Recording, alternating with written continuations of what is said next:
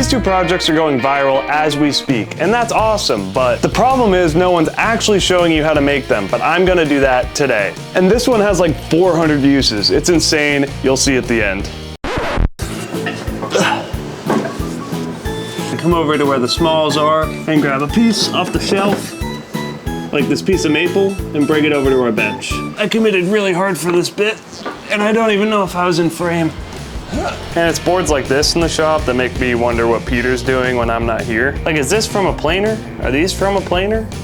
Why is there a 45 on it? And this is scrap wood, so the first thing I'm gonna do to this board is cut off the nonsense that Peter did on the planer and cut off that angle. And then I'm going to trace this shape onto the board, and I will leave this in the description as an SVG file if you want to download and print it and make it easier on yourselves. Okay, it may have taken me a few tries, but you'll see when it's done what shape it is. Again, it'll be in the description below. And then we're just gonna take our piece with our tracing on it, grab your jigsaw, and go ahead and cut that shape out. Might be a little tricky because this piece is small, but I'm gonna clamp it to the bench and do my best.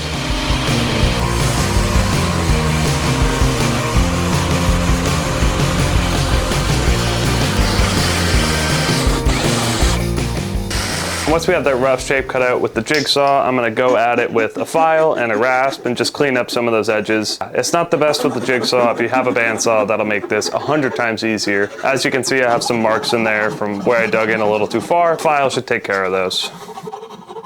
And after all is said and done, you should have a shape that looks something like this. We have a couple more steps, but we're almost done. Now, eventually we're gonna put a round over on this whole thing, but first we need to grab a bunch of different drill bits. As you can see here, I grabbed 5 drill bits. They're stepping up in size as they go up. Now this step is super easy. You're gonna pick 5 spots that you think would look good, make a couple X's there, and then drill these going upward in width.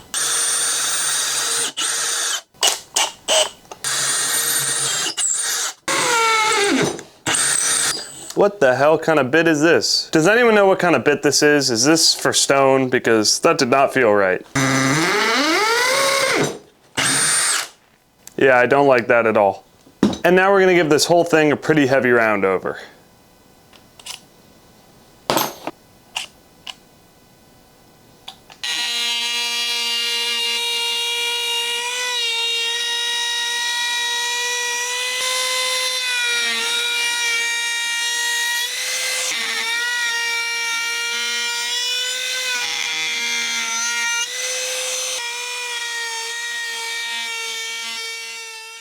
And in no time, you should have something that looks like this, nice and smooth. So let's get some mineral oil, some beeswax on this, and then I'll show you what it does.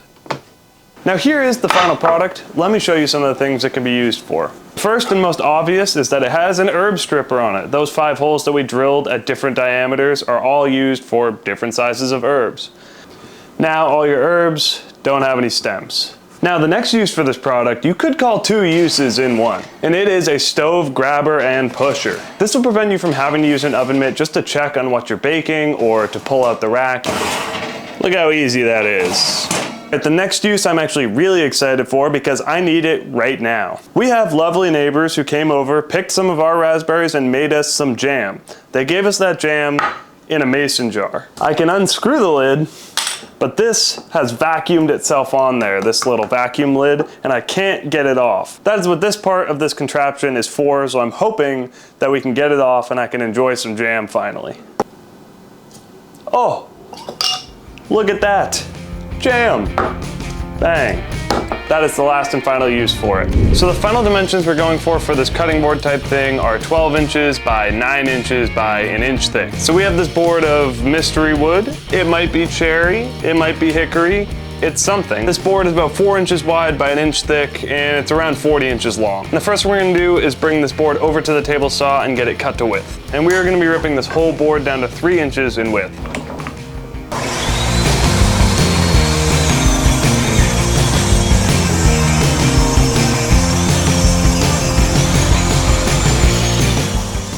And now that this is down to width, we're gonna take it over to the miter saw and get 3 cuts at 12 inches. And there we go, we have 3 boards at 3 inches by 12 inches. And this next step is super easy. We're just gonna glue these up like you would a cutting board. So get glue on all these edges, clamp them up, let them dry. And as you can see, we're out of paintbrushes and rollers, so I'm using my fingers. And by out of them, I mean that we've never once purchased them for the shop ever in our entire lives. We're gonna let this sit for a couple hours and harden up, and then we'll move on to the next step. All right, it is the next day. This board is all done gluing. I did plane it just a little bit. I just got both sides flat, and now we have this board that we can go ahead with. So the next thing we're gonna do is take this board over to the table saw with our crosscut sled, and we're just gonna clean up those edges a little bit. We're all done with our crosscut sled, and we're gonna put our fence back on right now. There it is. Now we're just gonna run a really simple slot through both sides of this board. First, what we're gonna do is set the depth of the blade so it's maybe an 1/8 inch into the board. And I'm gonna set my fence 3/4 of an inch away from the blade. And we're gonna run this through front and back on the exact same side. So you'll run it through, make that line, flip it over and reverse it, and then run it through again so that they're running parallel. All right, the next step for this board involves the router table, which is over here.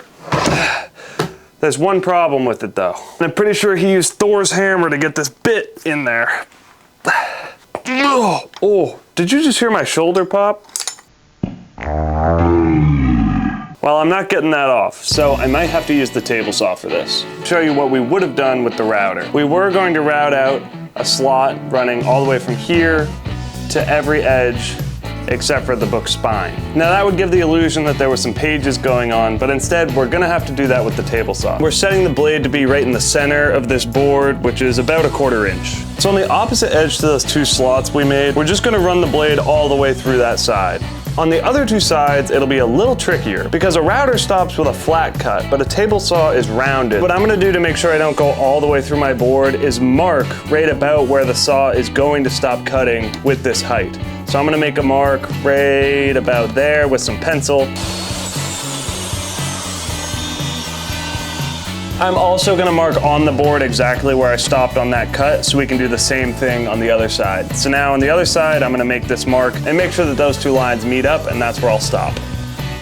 That's what we have right now. We have a line going all the way around, so it kind of looks like a book. I am just gonna go ahead and do another pass, making this a little bit wider so that it looks maybe more like a book. So here we are, we have that line all the way through. I think it's looking great. We have the spine of the book too. We have one more step until we sand and finish, and that's just to put a round over on every edge.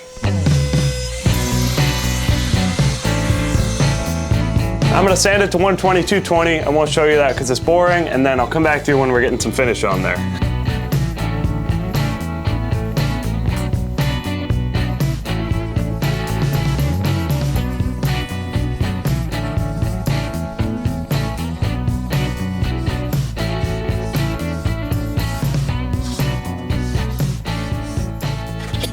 So here it is with finish on it. It looks great. I think that it looks like a book. I think it looks pretty good.